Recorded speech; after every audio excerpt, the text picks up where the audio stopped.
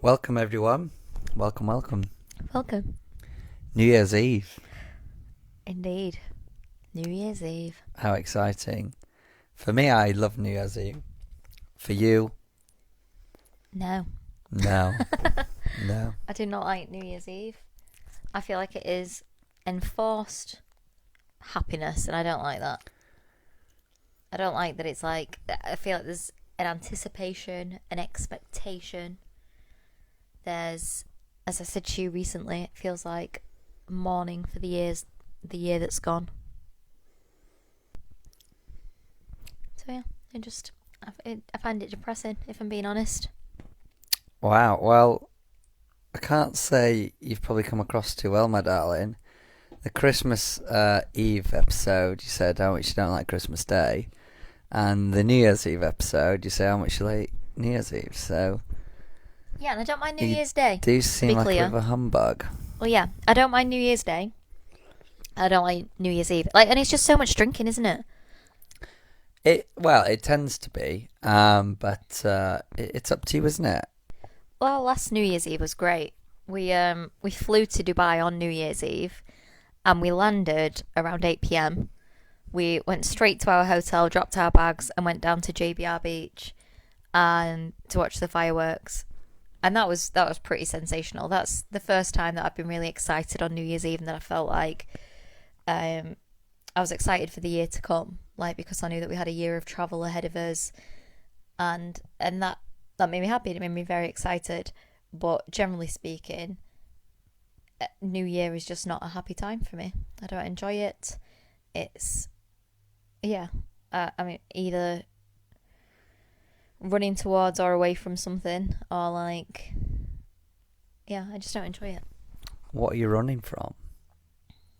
My own thoughts. No. When I've been in a job that I'm not enjoying or whatever, and I'm just like, ugh, another year of this. Or But you love your job. No, I do. Yeah, but I'm talking about historically, like in certain roles I haven't loved, or like with school, it's like, ugh, another year of school. I mean, as a student, like another year of school. The more I think about it, it's pretty depressing, actually. It's my disdain for entering yet another year.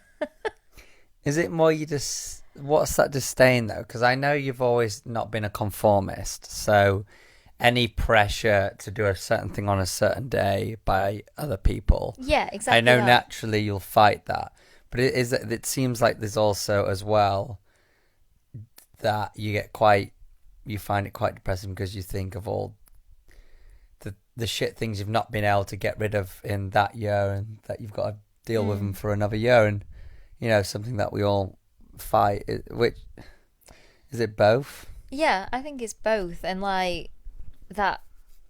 It feels like a deadline, like you're saying about not getting stuff like squared away, stuff like negative things.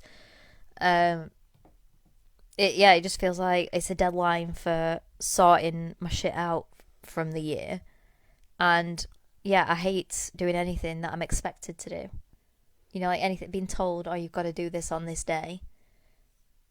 It's just like, do you know what? What if I don't feel like having a Sunday roast on Christmas Day? I mean, I do always, 100%, 7 days a week. But if I didn't, like, it's just, yeah. And why does everyone has turkey? No one eats turkey for 364 days of the year. And then it's tradition. Yeah, but exactly. I think I maybe have an issue with traditions. A little bit, or just anything that's not like a personal, like, if I'm not intrinsically motivated by it, I hate being told you should feel this way, that you should do this thing, and this is, eat, drink, and be merry. What if I don't feel like being merry? Like, what if I feel like stewing in my own rage about something, or like, what if, I don't know, maybe, I know I'm putting a real negative spin on it. I don't know, I just see it so differently. I mean, I can get that point, but I don't see it as you have to do these things. It's just, it's one of the few times a year where everyone jointly is doing the same thing. And I think that's special that an entire world has agreed to this. Well, they haven't all agreed to what day is New Year's for some countries, because Chinese New Year, Thailand's New Year is different, and probably a few others we don't know. But mostly, you know, everyone comes together, and same for Christmas. You know, for a lot of religions, a lot of people around the world, they celebrate it. I think it's special. I think it's nice that the world all does the similar thing on the same week. I just think because everything comes together then, you know, there's a real effort from everyone. There's like, you wouldn't be able to feel the spirit of it if it was just you and your friends that were doing it. But when everyone comes in, you can have all the lights, you can have the Christmas markets, you can have all the events that are celebrating New Year's, you can have all the countdowns, all the special food and everything, and the carols singing, and everyone talking about it. And I think that makes it much more unique and makes it much more special, because everyone is unified in bringing this special time together.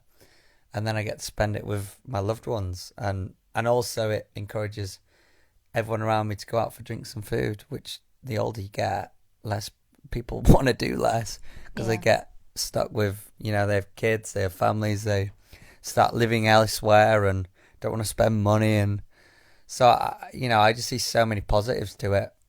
But it doesn't dismiss anything you say. Of course it doesn't. You know, that's how you sit, and I can get that. I think, which I think is interesting, because usually I would say I'm the more negative person in the relationship. I feel you've always been the one that is better at looking at the brighter side and being positive in the moments of like, ugh. Whereas I can be a bit more down. So it's quite interesting that we flip here. Yeah, but that's like, so yeah, I don't see it the same way. You know, like like you were saying that you think it's nice that the whole world is celebrating at this time. That to me makes it less special. It's Really? not unique. It's not just for you. Yeah, but there's not many times in the year where the whole world comes together like that. Like Easter isn't, you know, people don't go mental for Easter, so it's not, you don't really feel that as much. You know, you feel the presence of schools maybe doing some things, and your family will do some things for the kids. What else? Birthdays, I really enjoy, but that's again just will be your friends and family. So I can't think of another event. You know, obviously there'll be religious events. So in India, Diwali, you know, everyone will come out, and that'll be really festive and everything. Chinese New Year, that, you know, that they do a lot Chinese for that. New Year. Well, but why is it you enjoy Chinese New Year? That's a great question, Scott. Why do I enjoy Chinese New Year and not regular New Year? I think I like its links to Zodiac, 'cause I'm a bit of a kooky gal. And It creeps me out, that. Yeah, I know. Well, it basically told us that we were going to have a shit year financially and we'd break up. Yeah, which for a lot of people we know happened. 4 people in my life of very long-term relationships. One was married, one was about to get married, and the other 2 had been together for so long they may as well be married, and they all broke up this year. Yeah. It's So crazy. that's 4 couples as well. 4 couples, yeah. Well. So zodiac signs it was true for them. I guess so. But why do maybe it's because it's like a different culture and I find it interesting. I don't like, so I read recently that in Ireland apparently it's common to open your door at midnight on New Year's Eve to let the old year out and let the new year in. Love that. So maybe it's that I think it's because for me I fully associate New Year's with getting hammered, and that's about it. Like, and fireworks, and I don't like. It's not that I don't like fireworks. I don't like how fireworks affect animals. So there's so many, like, I don't know. And then there's like New Year's resolution and like Christmas. My least favorite question is, what did you get for Christmas? Because it's like, I love telling people. I know you do, and I hate talking about it.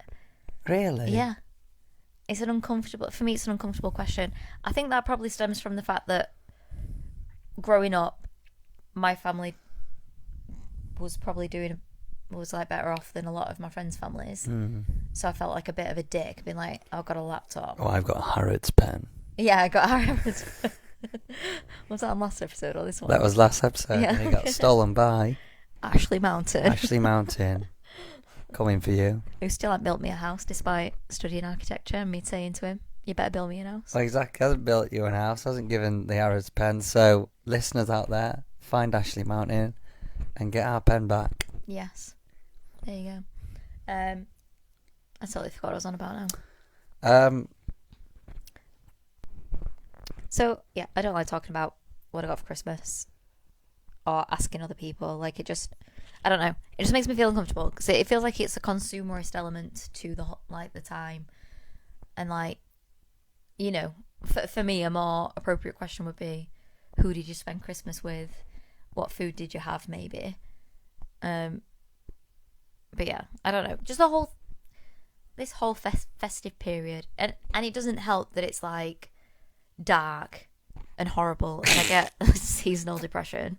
Like, it just doesn't, yeah, I like Christmassy things. I like Christmas trees. I like Christmas food. I like Christmas films. I like Christmas songs. I just don't like the consumerist, like, must buy everything, must shove every item of food in my mouth, she says after ordering a cheese board. You love food at Christmas. I love food at any time, babe. 100% of the time I love food. And I'm very excited because I have got a cheese board on the way. Yeah, so every Christmas you order something special for yourself. I do. Usually you order a big vegan Christmas dinner from Donna Summer. Yeah, they've not. I don't think they've done it this year. Well, they're all shutting down, aren't they? I know. It's crazy. Ugh. I know. So that's another thing I don't like about Christmas. It reminds me that Donna Summer doesn't exist. Yeah, not much at least. Yeah. But you got your cheese board coming. Yeah, and it's honestly tasty as the brand, and their vegan cheeses are phenomenal. That's good. Yeah, but I just got an email to say that the camembert has to be replaced by a brie, which I'm not happy about it. But they're also adding in an extra smoked Gouda, so I'm fine with it. Smoked Gouda's good. Yeah. So I've got a lot of cheese coming. In fact, I've got an Aldi cheese board in the fridge downstairs that we can partake in later. Oh wow, we've got tons of cheese. I was saying you should make a fondue, because traditionally you have a camembert and you make that on Christmas Day. I think try create something different because you're not going to have it. I think use that Gouda and put it in a pot, like a clay pot, melt it and get some thick rustic bread and have a fondue. I think that'll be a really special thing. Brings everyone together. The kids will have some fun doing it. I don't want anyone dipping their food in my fondue. Or just your mother then. You and your mother with a glass of red, or that blooming expensive champagne you bought today. $21.99. That's not expensive. Blooming heck. That's really not expensive for champagne. I can go out and buy a £4.50 bottle of red and it'd be lovely. Yeah. $21.99 for a bottle of champagne. Bloody hell. It's expensive. And I spent 10 quid today as well. Not today, sorry. I spent 10 quid the other week on stamps. For first class stamps. For 5 cards. Still can't get over that. Not like 20 cards, for 5 cards. And she said it's going to take 7 days when I did it. I'm gobsmacked by that. And second class, she said would take 30. And I asked her twice, like, what are you talking about, 30? She went, yeah, 30? 30? Talking about 30. Insane. So I don't know what's gone on with Post. Did you mention about the one about Isla White? No. I'm just hoping that's the same stamp. Well, I don't see why it wouldn't be. Yeah, I mean, she saw the addresses. Yeah, it's UK. Yeah. She saw all the addresses, yeah. Oh, okay, yeah, fair. Yeah, so, but they'll get them. And they have got them, but, well, I haven't heard confirmations from them all, but hopefully they'll. I'm sure they'll be arriving very shortly if they haven't already. Yeah. Be a nice New Year's gift. It will. But I know we've established you don't like New Year's, you don't like Christmas, but I'm going to still ask you some New Year's questions. Okay. Because I know you write a letter to yourself at the end of every year. I do, and that is a tradition that I really like to uphold. Yeah. So every single year I write a letter to myself and then I read it the following year. So like this year, obviously, I'll read the letter that I wrote last year and then I'll write a new one. And I really like looking over it because it's my hopes and aspirations for the year ahead, but also some reflections of the year that's gone. So yeah, it's just quite is cathartic the right word? I feel like it is. Yeah. It's quite cathartic. We'll go with that. And what have you got in your head for this letter? Ooh. The 2025's letter. See, it's a bit of a tough one because something that I've achieved that I've wanted to achieve for a number of years is I've got a remote job that is within my control. Mm-hmm. So teaching English as a foreign language online, I've fully set my hours. Mm-hmm. I'm really hoping that, because at the minute there aren't many priority hours, which is like a system that allows me to get more calls. So yeah, just hoping that upholds. And I guess what are my hopes for the year to come? It's a difficult one because it's like we're continuing traveling, so it's similar to last year, like, you know, wanting to see more of the world, wanting to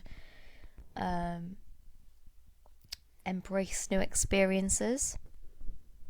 Maybe, I don't know. I think I need to reflect a little bit and think about what I want for myself personally, and like the ways in which I want to grow, I think is probably what. But I can't really say in concrete terms what I think that is.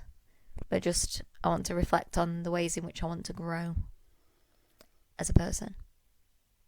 I like that. It's important. Take time to reflect on wherever you want to grow, because the way we live at the moment, we are go, go, go, go. I mean, we're non-stop, and we do things like this podcast, and we do other things. You're very creative. You'll do other things on the side as well. Mm-hmm. So we don't have much spare time. Like, we both enjoy just being creative and jumping on side projects, being super social, traveling. We're not really people who, even though we really enjoy it when we have a Sunday and we're not doing anything, we get a lot of enjoyment out of it. We don't do it often. So I think that's a good one, because I think you'll realise within that, in order to do it, I need to stop. Yeah. You can't truly reflect unless you allow your body to like stop and actually look back at it. You know, you can't. So I think, I think that could be really positive. Do you have a New Year's resolution, Scott?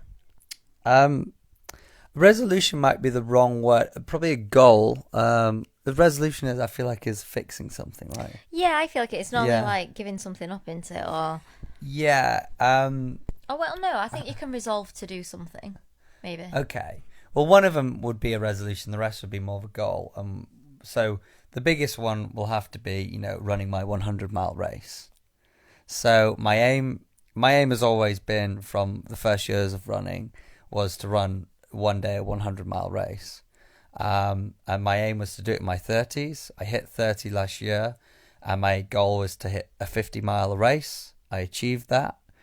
And now the next stage, I said second year, this year, I will go for the 100. Mm-hmm. So I'm looking at races at the moment. The next jump up I ran a 53-mile race. I'm going to go for I'm going to have quite a big jump up. I'm going to go for like a 75-mile race. Wow. Yeah, and then I'm tempted to just jump then straight to the 100. Because probably going in between there's probably just no point, because if you're going to get that far anyway, you can do it. So to be honest, I'm probably 2 races away, the second race being it. So that's my plan. It can just be quite tricky finding the exact race, but I will find it, and I cannot wait. And I'm so confident I'm going to achieve that. It's already achieved.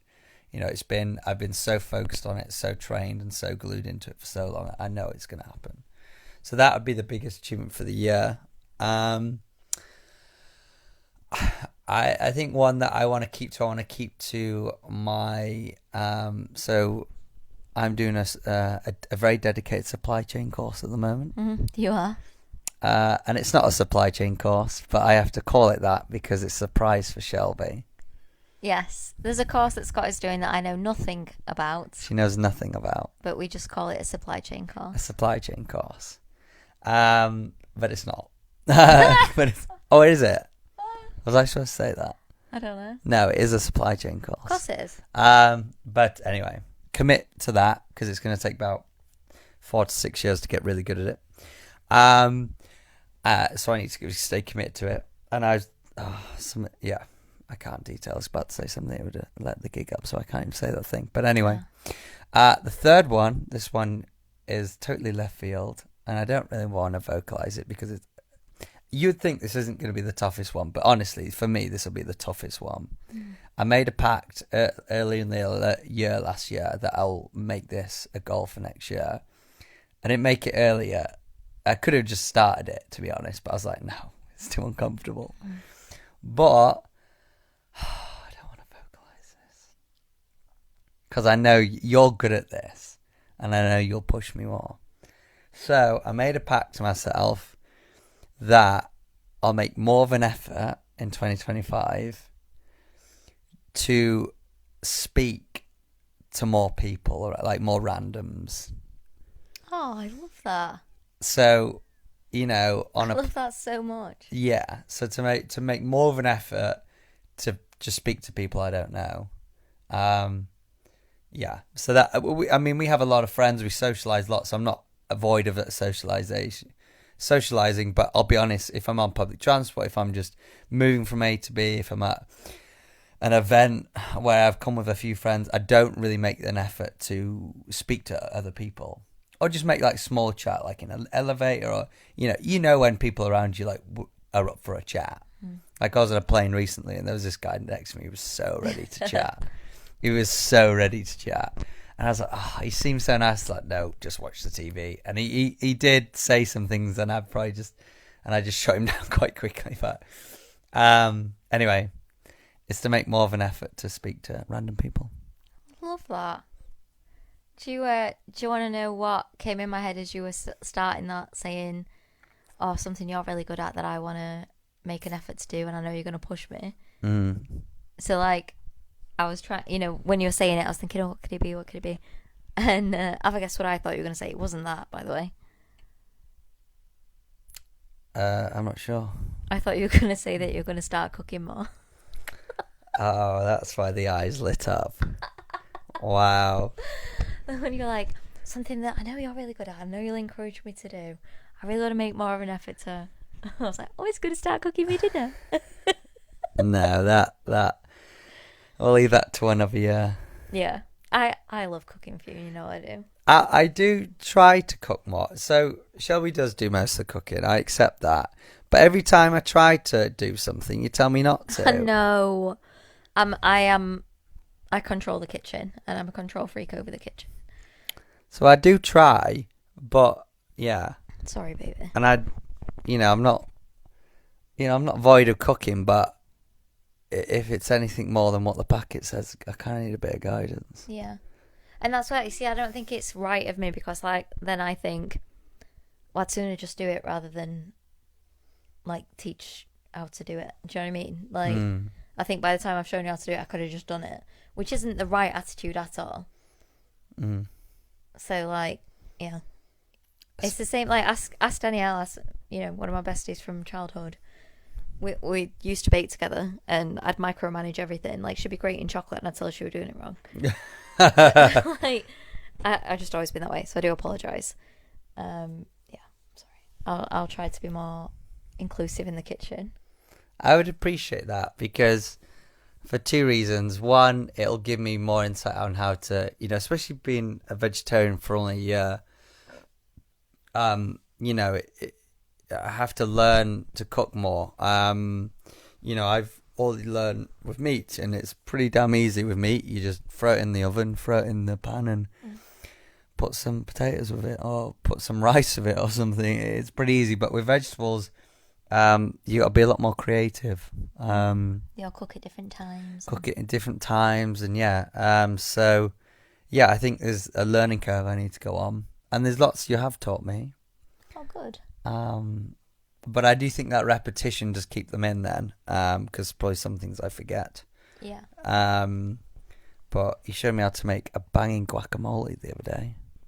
Yeah, and it was fantastic, darling. You did such a good job. I was very happy with that. Very simple, but it was It's delightful. It's delightful. On toast with peanut butter, didn't we? We did, which is a great breakfast, by the way. Really good. Of champions. Smashed avocado, finely chopped onions, finely chopped cherry tomatoes, all mashed up in avocado, a full avocado and a squeeze of lime. Yeah.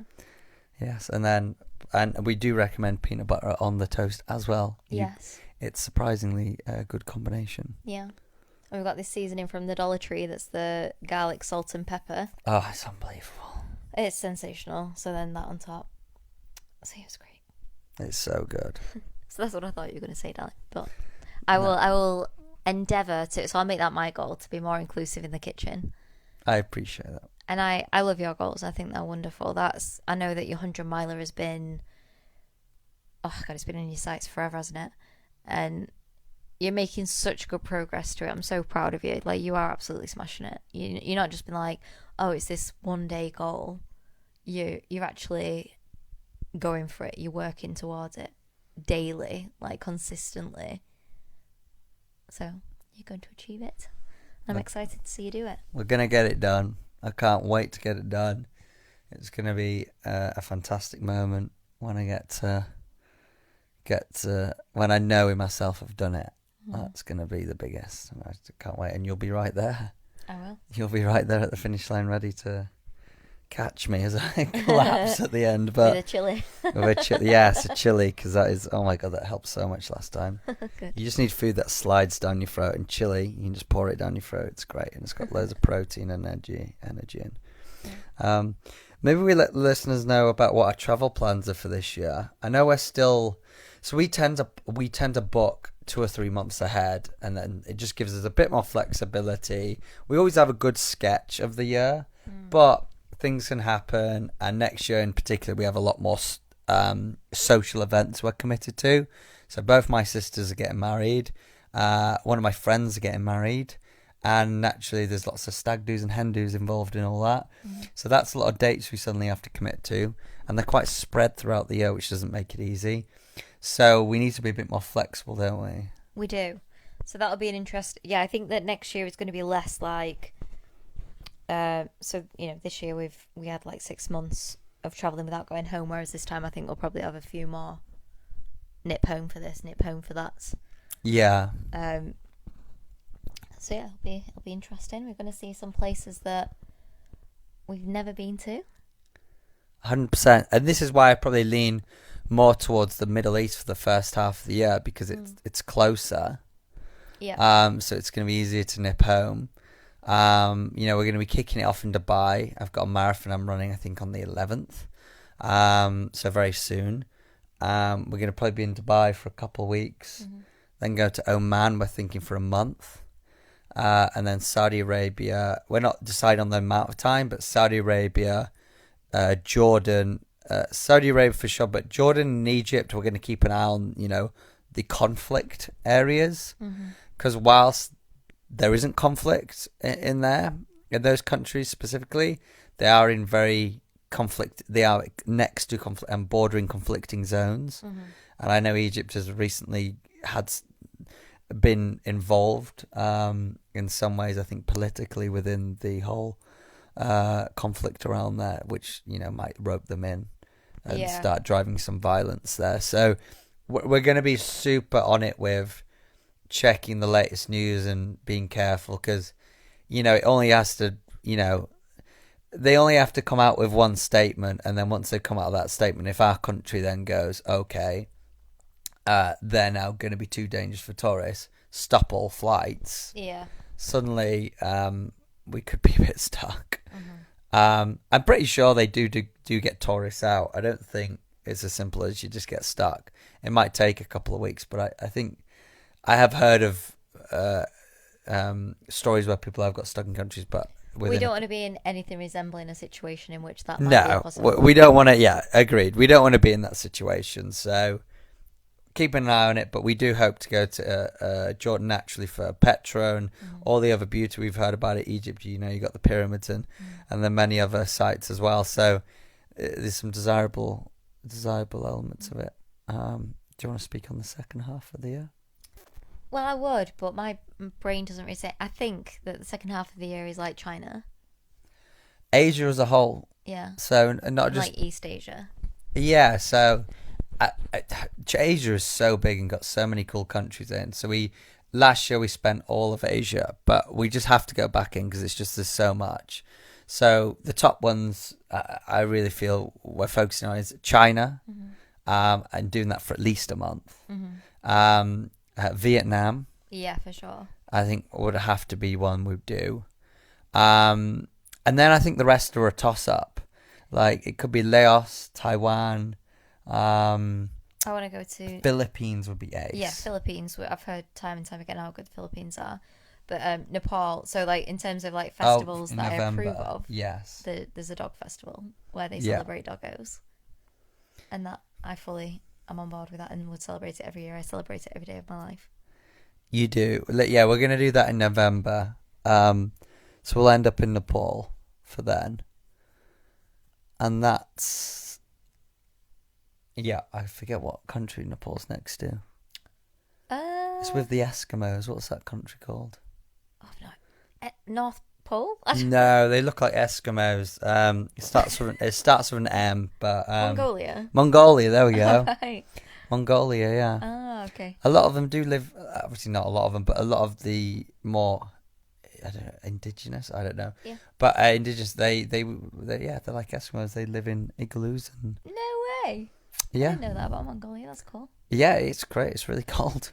And they actually have this specific breed of dog. I forget the name of it, but it's quite big. It's quite an odd looking, but it's very thick. The main thing of it is its fur is really, really thick. It looks like it needs a shave. So it is quite a fat and big dog, but it's just the main thing is its fur is so thick, and it basically protects them from wild wolves, and it also protects them from polar bears. It can't necessarily take down a polar bear, but it is a deterrent. Wow. And it will fight it. It's quite a confident dog. I've seen videos where it's dealt with packs of wolves. Wow. It's quite an impressive dog, and it's a dog you can have at home.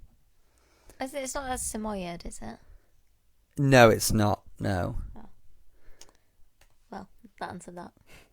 So the one I was thinking of it's a Tibetan Mastiff. And if you look them up, it's hilarious. Like everyone that you see online looks like they just need a shave. Yeah, they look a bit like a lion. Yeah, they do. Literally, they have like a mane that looks like a lion, but it actually plays a good part in when they get bitten or attacked. They don't feel it as much. The sort of fur takes it. But another one that's used a lot in Mongolia is apparently a Bankar dog as well. Which I must say just looks like a very normal dog you would have in a home. Yeah, they're both very cute. They're quite resourceful. It's impressive, aren't they? How dogs will just put their lives on the line for you. I love dogs so much because that's exactly how they've evolved to be around us. It's like our companions, our protectors, our soulmates. I love dogs. I think they're the best thing on this earth. So do I. Maybe not as much as you, but I do love them. Which is good. Do you love me more? Yes. That only changed about a year ago, just so everyone's clear. That's not true. That only changed about a year ago. I've slowly crept up the ladder, and that's okay. Well, I did once tell my nephew, he said, how much do you love me? And I said, I love you more than dogs. That's big. And then I said, and I don't even say that to Scott. There we go. See, it only changed this year, and I know that for fact. But I've gotten there. I know I would one day. And I appreciate it. I love you, baby. I love you too. Well, I think we've had a good start, good kick off to the. Well, we're not quite in the new year, are we? Next episode will be in the new year. But enjoy your drinks tonight. Yes. Happy New Year. Happy New Year. Have some fun. But be careful. There's some crazy people out there. You don't have to get too drunk, do you? No. You can even just go to bed, as I often do. You could just go to bed. I've done that many a year. Don't do that. It's boring. No, it's not. Go out and get swatted. No. Anyway, have a great time. Yes.